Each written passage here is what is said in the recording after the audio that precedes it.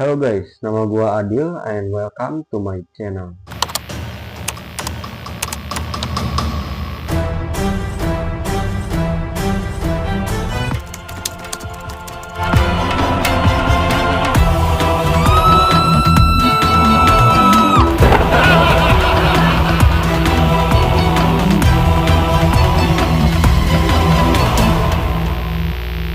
Kali ini gua akan menceritakan bagaimana orang-orang zaman kuno menghukum keluarganya.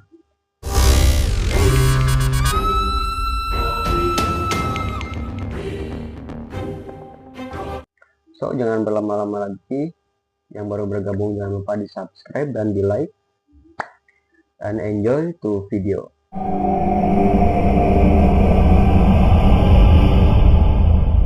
Di Eropa abad pertengahan, pelaku kejahatan seperti sihir, perzinahan, pembunuhan, penistaan, dan pencurian akan digergaji sampai mati. Kekaisaran Romawi lebih suka melihat korban dipotong menjadi dua secara horizontal. Sedangkan orang Cina lebih insentif, yakni menggunakan kaki korban ke atas dan menggergaji tubuh mereka secara vertikal. Cara seperti ini ampuh untuk membuat korban menderita lebih sakit karena peningkatan aliran darah ke otak yang memperpanjang kesadaran.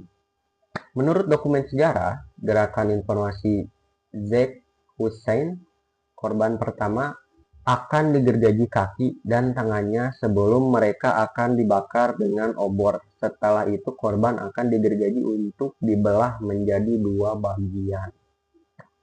Bahkan pada zaman Romawi kuno, Kaisar Romawi Caligula dikenal sering menikmati hidangannya sambil melihat orang-orang digergaji dan menikmati penderitaan korbannya selama hukuman ekstrim itu berlangsung.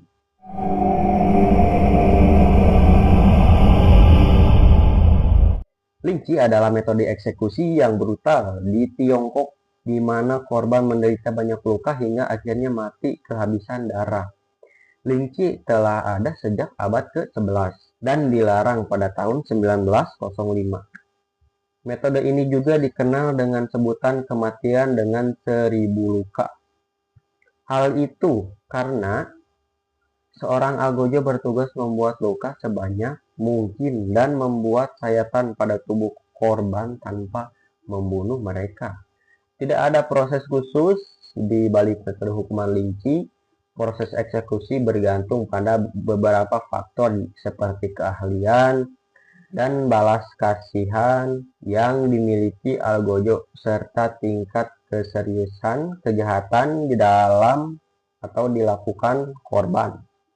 Beberapa dokumen yang ditemukan selama dinasti Ming menunjukkan bahwa korban menderita hingga 3000 luka sebelum meninggal. Sementara yang lain mengklaim bahwa seluruh siksaan berlangsung kurang lebih dari 15 menit.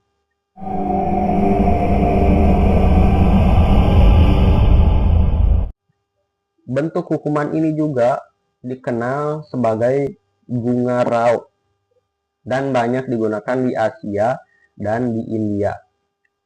Meskipun demikian, ada beberapa bukti yang menunjukkan bahwa metode ini juga kadang digunakan di negara-negara barat. Eksekusi menggunakan seekor gajah telah menjadi bentuk hukuman mati di India sejak abad pertengahan. Para korban seringkali adalah musuh tentara atau warga sipil yang melakukan kejahatan seperti pencurian, penggelapan pajak, dan pemberontakan. Meski banyak hewan yang bisa digunakan untuk eksekusi, namun gajah dipilih karena dianggap bisa dilatih untuk menyiksa dan membunuh para penjahat. Misalnya seekor gajah mungkin diperintahkan untuk meremukkan anggota tubuh korban sebelum memberikan pukulan maut ke kepala korban. Contoh lain eksekusi dengan seekor gajah disaksikan oleh musafir Prancis, Francois Bernier. Dalam metode ini gajah dilatih untuk mengiris penjahat dengan pisau yang dipasang di gadingnya.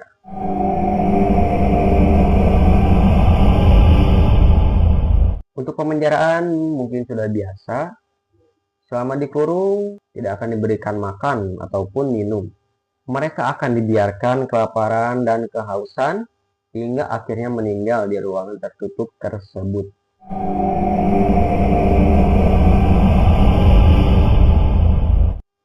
Hukuman poena kulei juga dikenal juga sebagai hukuman karung. Mereka yang dipidana karena membunuh orang tuanya akan menerima hukuman ini. Seseorang yang dijatuhi hukuman poena kulei pertama akan dipukuli dengan tongkat hingga berlumuran darah sambil kepalanya dimasukkan ke dalam karung. Terpidana kemudian dimasukkan ke dalam sebuah karung berbahan kulit api bersama dengan hewan buas hidup dan ditempatkan ke dalam gerobak yang ditarik seekor sapi ke sungai atau laut, kemudian mereka akan dibakar secara hidup-hidup lalu dibuang. Berdasarkan dokumen yang ditemukan diketahui bahwa dalam eksekusi poena kulei, Algojo memasukkan ular berbisa sebagai binatang buas yang digunakan untuk membunuh korban selama berada di dalam karung.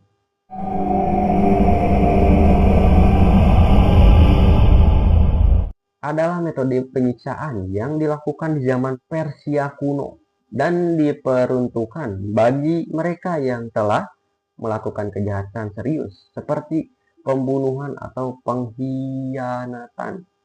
Para penjahat akan diikat di batang kayu yang keras atau di antara dua perahu ini juga disebut sebagai hukuman perahu.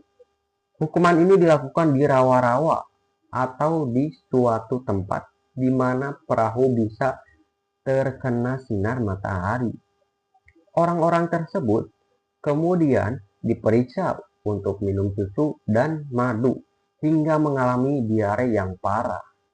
Tak hanya sampai di situ, tubuh mereka juga dilumuri oleh madu untuk menarik perhatian serangga dan tikus agar memakan korban secara hidup-hidup. Selagi tubuhnya digigit, mereka pun tidak bisa berbuat apa-apa. Nah, gimana guys?